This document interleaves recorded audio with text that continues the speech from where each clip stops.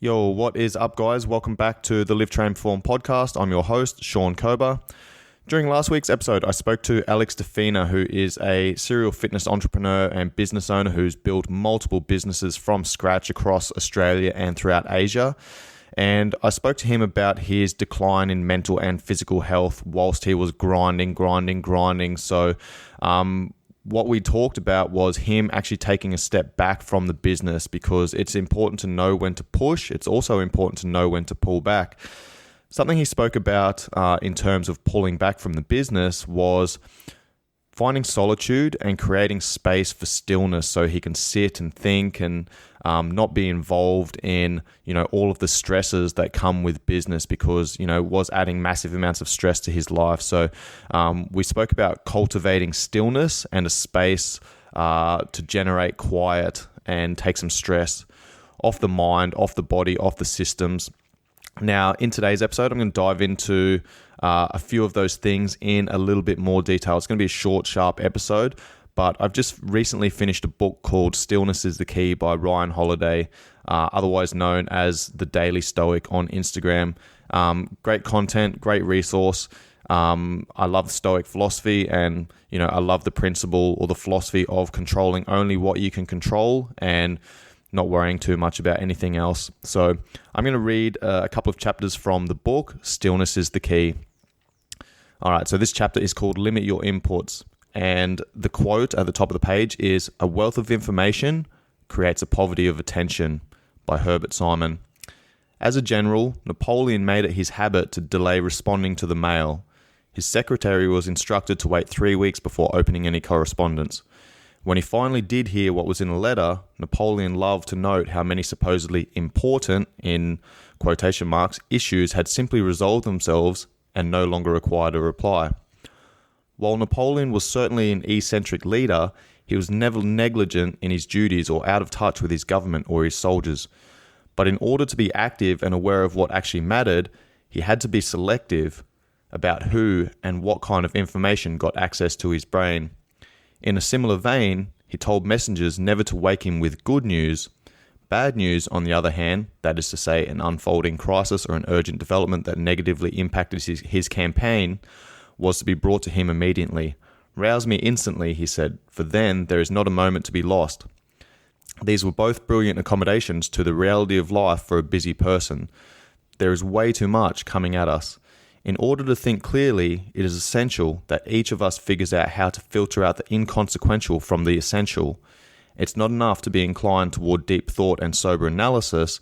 A leader must create time and space for it. In the modern world, this is not easy. In the 1990s, political scientists began to study what they called the CNN effect. Breathless, 24-hour media coverage makes it considerably harder for politicians and CEOs to be anything but reactive. There's too much information. Every trivial detail is magnified under the microscope. Speculation is rampant and the mind is overwhelmed. The CNN effect is now a problem for everyone, not just presidents and generals. Each of us has access to more information than we could ever reasonably use. We tell ourselves that it's part of our job, that we have to be on top of things, and so we give up precious time to news, reports, meetings, and other forms of feedback. Even if we're not glued to a television, we're still surrounded by gossip and drama and other distractions. We must stop this. If you wish to improve, Epictetus once said, be content to appear clueless or stupid in extraneous matters. Napoleon was content with being behind on his mail, even if it upset some people or if he missed out on some gossip because it meant that trivial problems had to resolve themselves without him. We need to cultivate a similar attitude. Give things a little space. Don't consume news in real time, be a season or two behind on the latest trend or cultural phenomenon, and don't let your inbox lord over your life. The important stuff will still be important by the time you get to it. The unimportant will have made its insignificance obvious or simply disappeared. Then, with stillness, rather than needless urgency or exhaustion, you'll be able to sit down and give what deserves consideration your full attention. There is ego in trying to stay up on everything, whether it's an acclaimed television show, the newest industry rumor, the smartest hot take, or the hottest crisis in the Middle East, Africa, Asia, the climate, the World Bank, the NATO summit, ad infinitum.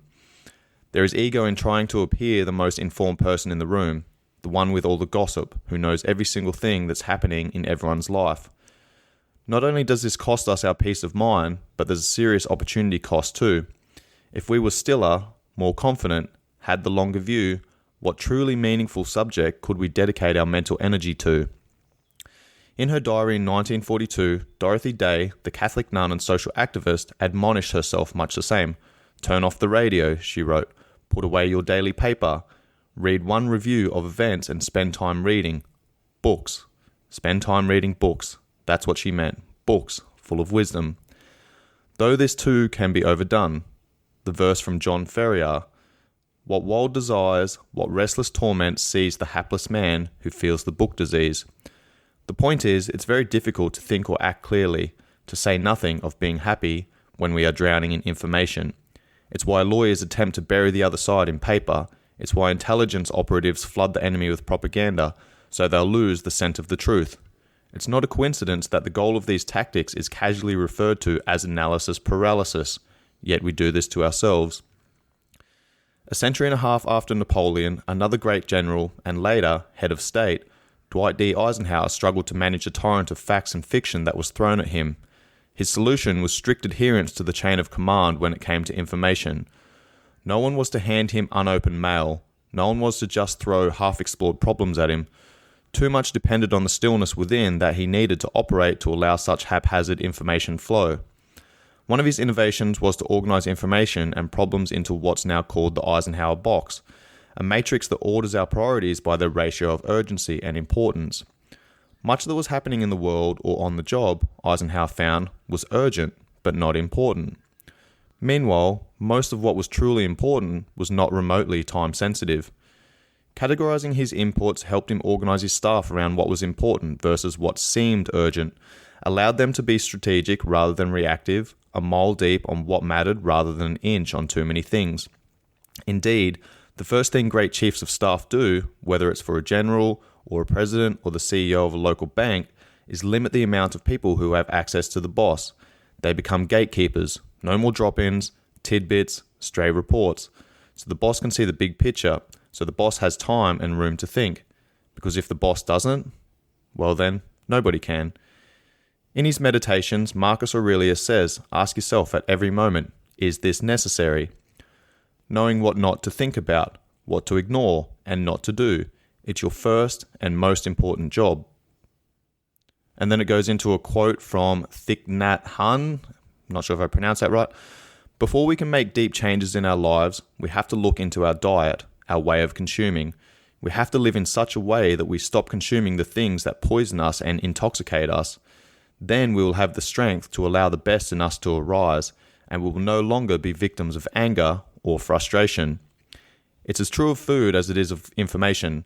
There's a great saying, garbage in, garbage out. If you want good output, you have to watch over the inputs. This will take discipline. It will not be easy. This means fewer alerts and notifications. It means blocking incoming text with the do not disturb function and funneling emails to subfolders. It means questioning that open door policy or even where you live. It means pushing away selfish people who bring needless drama into our lives. It means studying the world more philosophically, that is, with a long-term perspective, rather than following the events second by second. The way you feel when you wake early in the morning and your mind is fresh and as yet unsoiled by the noise of the outside world, that's space worth protecting. So too is the zone you lock into when you're really working well. Don't let intrusions bounce you out of it. Put up barriers. Put up the proper tuning to direct what's urgent and unimportant to the right people. Walker Percy, one of the last great Southern novelists, has a powerful message in Lancelot, based on Percy's own struggle with idleness and addiction to entertainment. In the book, the harried narrator walks outside of his Mississippi mansion and, for the first time in years, simply stops. He steps outside his bubble and experiences the moment. Can a man stand alone, naked, and at his ease, wrist flexed at his side like Michelangelo's David, without assistance, without diversion, in silence, he asks. Yes, it was possible to stand. Nothing happened. I listened. There was no sound, no boats, no trucks, not even cicadas. What if I didn't listen to the news? I didn't. Nothing happened. I realized I'd been afraid of the silence. It is in this stillness that we can be present and finally see the truth. It is in this stillness that we can hear the voice inside us. How different would the world look if people spent as much time listening to their conscience as they did to chattering broadcasts? If they could respond to the calls of their convictions as quickly as we answer the dings and rings of technology in our pockets? All this noise, all this information, all these inputs. We are afraid of the silence. We are afraid of looking stupid. We are afraid of missing out. We are afraid of being the bad guy who says, nope, not interested. We'd rather make ourselves miserable than make ourselves a priority, than be our best selves, than be still and in charge of our own information diet. I've skipped ahead a couple of chapters to a chapter called Cultivate Silence, which layers upon the chapter I just read. Cultivate silence. All profound things and emotions of things are preceded and attended by silence. Silence is the general consecration of the universe, by Herman Melville. The fascination with silence began early in life for the composer John Cage. In 1928, in a speech contest for Los Angeles High School, he tried to persuade his fellow students and the judges that America should institute a national day of quiet. By observing silence, he told the audience they would finally be able to hear what other people think. It was the beginning of Cage's lifelong exploration and experimentation with what it means to be quiet and the opportunities for listening that this disciplined silence creates. Cage wandered after high school. He toured Europe, he studied painting, he taught music, he composed classical music, he was an avid observer. Born in 1915 in California, he was just old enough to remember what pre-mechanized life was like, and as the century became modern and technology remade every industry and occupation, he began to notice just how loud everything had become. Wherever we are, what we hear is mostly noise, he would say. When we ignore it, it disturbs us. When we listen to it, we find it fascinating. To Cage, silence was not necessarily the absence of all sound. He loved the sound of a truck at 50 miles an hour, static on the radio, the hum of an amplifier, the sound of water on water. Most of all, he appreciated the sounds that were missed or overwhelmed by our noisy lives. In 1951, he visited an anechoic chamber, I think that's how it's pronounced, the most advanced soundproof room in the world at the time. Even there, with his highly sensitive musician's ears, he heard sounds. Two sounds, one high and one low. Speaking with the engineer afterward, he was amazed to discover that the source of those sounds was his own nervous system and the pumping of his blood. How many of us have ever come close to this kind of quiet, reducing the noise and chatter around you to the degree that you can literally hear your own life? Can you imagine what you could do with that much silence? It was a reaction against unnecessary noise that inspired Cage's most famous creation, 4 minutes 33, which was originally conceived with the title Silent Prayer. Cage wanted to create a song identical to the popular music of the day. It would be the same length, it would be performed live and played on the radio like every other song. The only difference was that 4 minutes 33 would be a piece of uninterrupted silence. Some people saw this as an absurd joke, a Duchampian stand-up of what constitutes music. In one sense, it was. Cage thought it would be funny to sell the song, in quotation marks, to Muzak Co. to be played in elevators, but it was also inspired by his lifelong study of Zen philosophy, a philosophy that finds fullness in emptiness. The performance instructions for the song are themselves a beautiful contradiction. In a situation provided with maximum amplification, perform a disciplined action. In fact, 4 minutes 33 was never about achieving perfect silence. It's about what happens when you stop contributing to the noise. The song was first performed at Woodstock, New York by the pianist David Tudor. There's no such thing as silence, Cage said of that first performance. What they thought was silence, because they didn't know how to listen, was full of accidental sounds. You could hear the wind stirring outside during the first movement. During the second, raindrops began pattering the roof. And during the third, the people themselves made all kinds of interesting sounds as they talked or walked out. We were given 2 ears and only one mouth for a reason, the philosopher Zeno observed. What you'll notice when you stop to listen can make all the difference in the world. Too much of our lives is defined by noise. Headphones go in, noise-cancelling headphones so that we can better hear, noise, screens on, phones ringing, The quiet metal womb of a jumbo jet traveling at 600 miles per hour is filled with nothing but people trying to avoid silence. They'd rather watch the same bad movies again and again or listen to some insane interview with an annoying celebrity than stop and absorb what's happening around them. They'd rather close their mind than sit there and have to use it. Thought will not work except in silence, Thomas Carlyle said. If we want to think better, we need to seize these moments of quiet. If we want more revelations, more insights or breakthroughs or new big ideas, we have to create more room for them. We have to step away from the comfort of noisy distractions and stimulations. We have to start listening. In downtown Helsinki, there is a small building called the Kamppi Chapel. It's not a place of worship, strictly speaking, but it's as quiet as any cathedral. Quieter, in fact, because there are no echoes, no organs, no enormous creaking doors. It is, in fact, a church of silence. It's open to anyone and everyone who is interested in a moment of quiet spirituality in a busy city. You walk in there, and there is just silence. Glorious, sacred silence. The kind of silence that lets you really start hearing. Randall Stutman, who for decades has been the behind-the-scenes advisor for many of the biggest CEOs and leaders on Wall Street, once studied how several hundred senior executives and major corporations recharged in their downtime. The answers were things like sailing, long-distance cycling, listening quietly to classical music, scuba diving, riding motorcycles, and fly fishing. All these activities, he noticed, had one thing in common: an absence of voices. These were people with busy, collaborative professions, people who made countless high-stakes decisions in the course of a day. But a couple hours without chatter, without other people in their ear, where they could simply think, or not think, they could recharge and find peace. They could be still, even if they were moving. They could finally hear, even if over, the sounds of a roaring river or the music of Vivaldi. Each of us needs to cultivate those moments in our lives, where we limit our inputs and turn down the volume so that we can access a deeper awareness of what's going on around us.